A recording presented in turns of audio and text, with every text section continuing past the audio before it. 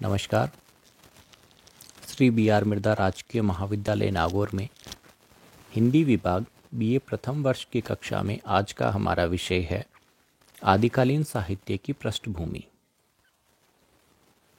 जैसा कि हम बात कर चुके हैं कि हिंदी साहित्य के इतिहास को मुख्य रूप से 4 कालखंडों में विभाजित किया गया: आदिकाल, भक्तिकाल, रीतिकाल और आधुनिक काल। आधुनिक काल के फिर से उपविभाग किए गए भारतेंदु युग, द्विवेदी युग, छायावाद और छायावादोत्तर काल। छायावादोत्तर काल में भी प्रगति प्रयोग काल और नवलेखन काल। तो इस तरह हिंदी साहित्य की लगभग 1000 वर्षों की विकास यात्रा को अलग अलग कालों में विभाजित किया गया। प्रत्येक काल से संबंधित जो प्रश्न पूछे जाते हैं वो मुख्य रूप से उस काल के नामकरण, काल विभाजन, पृष्ठभूमि, प्रमुख रचनाकार और उनकी रचनाएं तथा मुख्य प्रवृत्तियों से संबंधित होते हैं। आज हम बात करेंगे आदिकाल की। तो आदिकाल के बारे में भी जो प्रश्न पूछे जाएंगे वो इस प्रकार होंगे: आदिकाल की पृष्ठभूमि, आदिकाल का काल विभाजन और नामकरण, आदिकाल के प्रमुख रचनाकार, आदिकालीन साहित्य का वर्गीकरण, आदिकाल की प्रमुख रचनाएं और उन रचनाओं की मुख्य प्रवृत्तियां। तो आज हम पहले बिंदु की चर्चा करेंगे: आदिकालीन साहित्य की पृष्ठभूमि।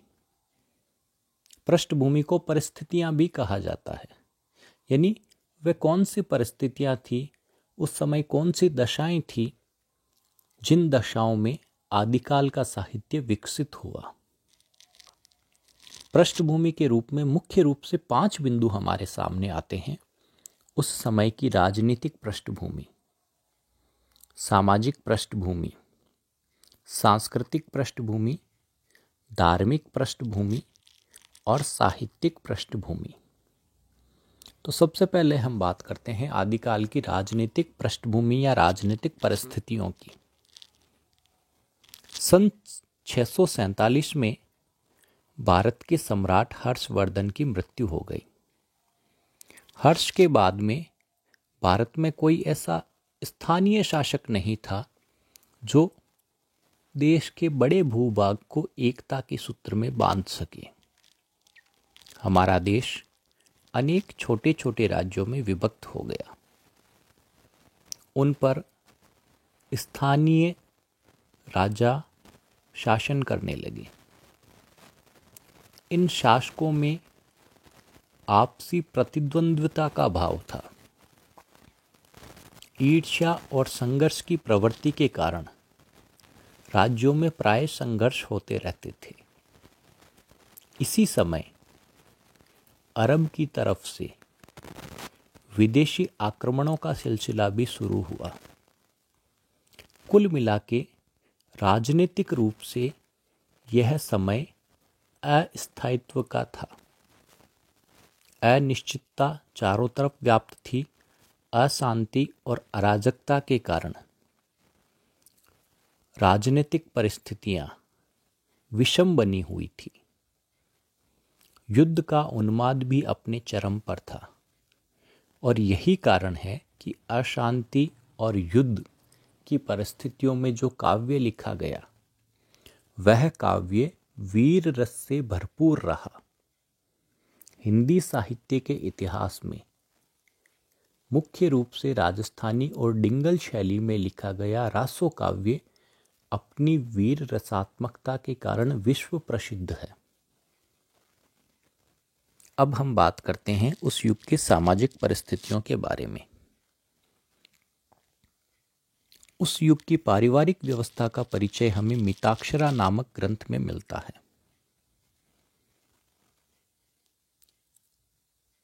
उस समय का समाज वर्ण व्यवस्था से कुछ आगे बढ़कर वर्ग और जाति व्यवस्था में विभाजित था। प्रमुख रूप से क्षेत्रीय वर्ग को श्रेष्ठता प्राप्त थी, लेकिन सामाजिक विशृंखलता का उन्मेष भी हमें इस युग में दिखाई देता है। जाति व्यवस्था धीरे धीरे कठोर रूप लेने लगी थी।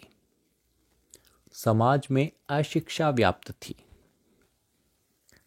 स्त्रियों के प्रति पूज्य भाव में भी शने शने कमी आने लगी थी और स्त्रियों के विरुद्ध अनेक कुप्रथाएं प्रचलित होने लगी थी। पर्दा प्रथा और सती प्रथा भी इस युग में अपना प्रसार कर रही थी। इसके अलावा हमें स्वयंवर की प्रथा भी देखने को मिलती है, जिसका उल्लेख प्राय रासो रचनाओं में हमें मिलता है। इससे आगे की हम बात करते हैं सांस्कृतिक पृष्ठभूमि के बारे में।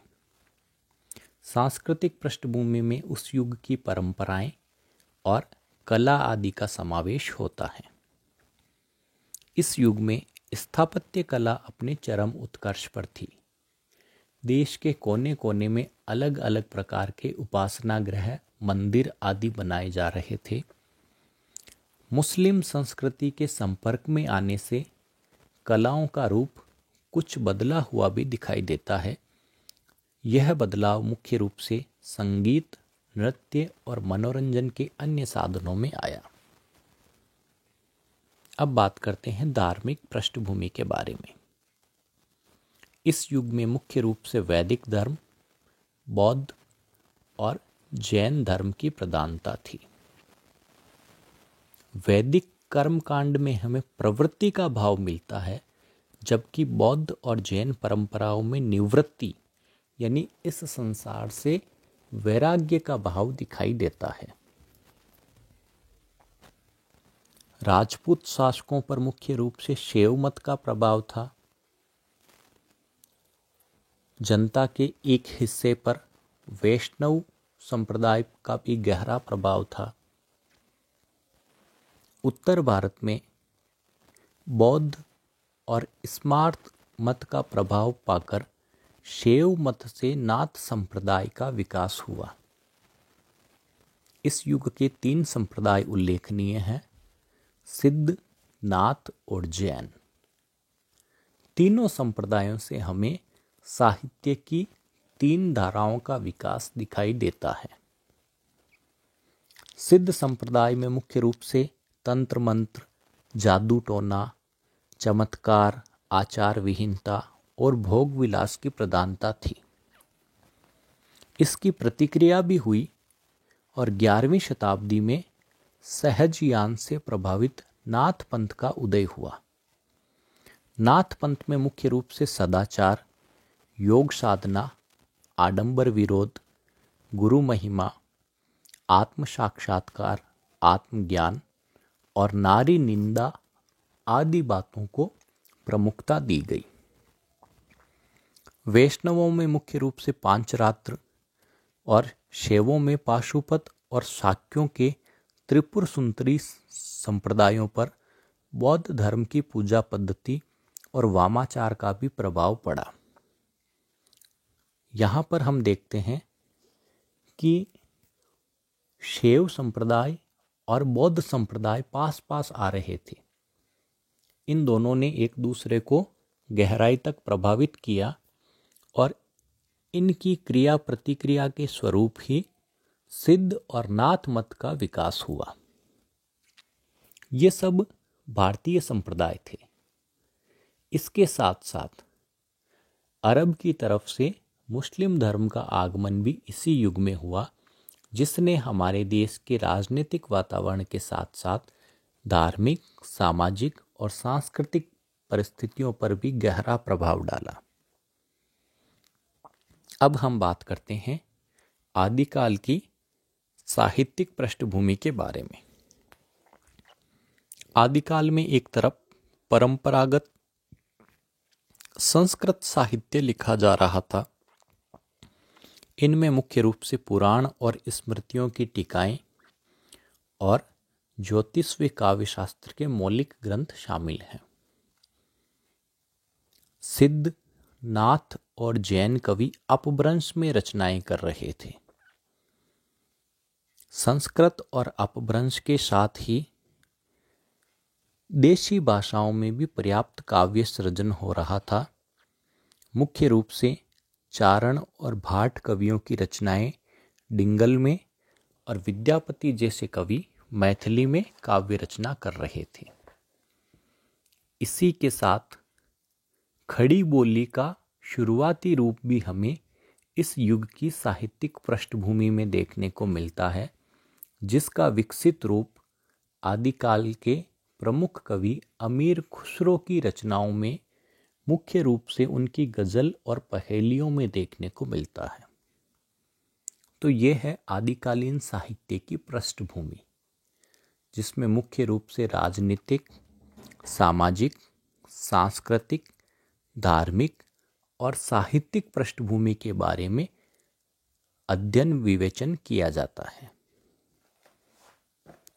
कल के अध्याय में हम आदिकालीन साहित्य के वर्गीकरण के बारे में बात करेंगे। धन्यवाद।